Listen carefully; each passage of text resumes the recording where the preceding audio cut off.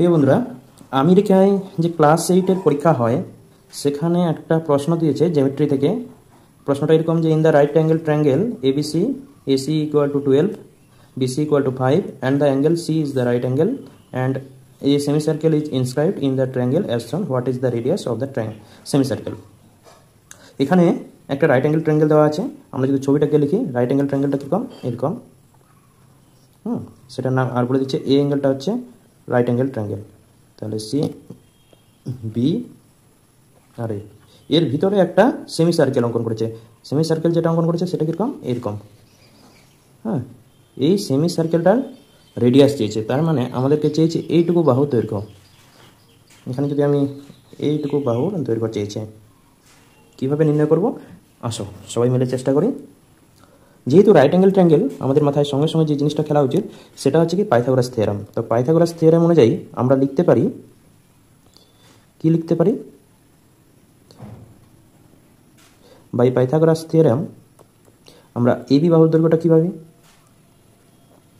Under root of 5 square plus 12 square সমান 13। এরপরে আমরা স্টপ। এরপরে কি নির্ণয় করব সেটা নিয়ে আমাদের, আচ্ছা আমরা এখান থেকে ছবি দেখে এখান থেকে যে জিনিসটা পেতে পারি আর একটা, যে এটাকে যদি আমি ডি পয়েন্ট হিসাবে ডিনোট করি, ডি, এই পয়েন্টটাকে ডি।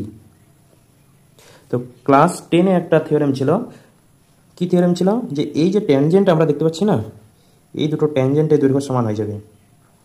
তার মানে আমি কি বলতে চাইছি, by tangent law, by tangent law of circle আমরা এখান থেকে কি বলতে পারি, যে বিসি সমান বিডি সমান কি হয়ে যাবে 5। এটুকু ক্লিয়ার। এবার আরও একটা জানি, এই যে এটা সার্কেলের উপর কোনো যদি একটা স্পর্শক হয় সেটা কি অ্যাঙ্গেল তৈরি করে, 90 ডিগ্রি অ্যাঙ্গেল তৈরি করে। তার মানে আমরা এখানে যে অ্যাঙ্গেলটা পেয়ে যাব, এই অ্যাঙ্গেলটা হচ্ছে 90 ডিগ্রি। আমি এখানটায় ও নাম দিচ্ছি, triangle ODA is a right angle.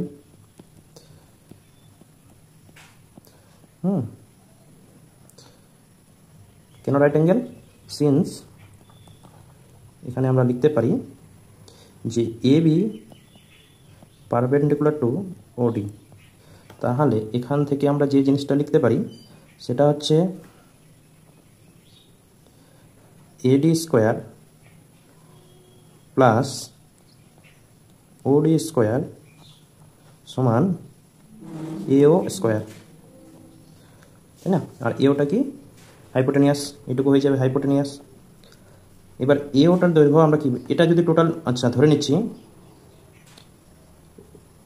ওসিটাকে ধরে নিচ্ছি, লেট ওসি ইকুয়াল টু আর। দেন আমরা এখান থেকে কি লিখতে পারি, আমরা এখান থেকে যে জিনিসটা লিখতে পারি সেটা কি, এডি স্কোয়ার, এডি দৈর্ঘ্য তো আমরা পেয়ে গেলাম 8 স্কোয়ার প্লাস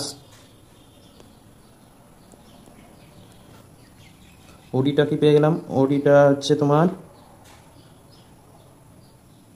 আর হয়ে যাবে আর স্কোয়ার, আর এওটা কি হয়ে যাবে, এও দৈর্ঘ্যটা হয়ে যাবে তোমাদের 12 মাইনাস আর, এর দৈর্ঘ্যের স্কোয়ার। জাস্ট একটু ক্যালকুলেট করি, 8 square equal to 64 plus r square, মানে 144 minus 24 r plus r square. তো আর স্কোয়ার কেটে যাবে। তো আমরা এখান থেকে যে জিনিসটা পেতে পারি 24 আর, যদি 144 থেকে এটা বিয়োগ করি তাহলে কি পেয়ে যাব 80। তাহলে অতএব আমরা আর সমান কি লিখতে পারি, 80/24। একটু যদি কেটে কুটে দিই তাহলে কি পাবো, 6 দিয়ে তো নয়, 2 দিয়ে 2 40, 2 12, আবার 2 6, 2 20, 2 10,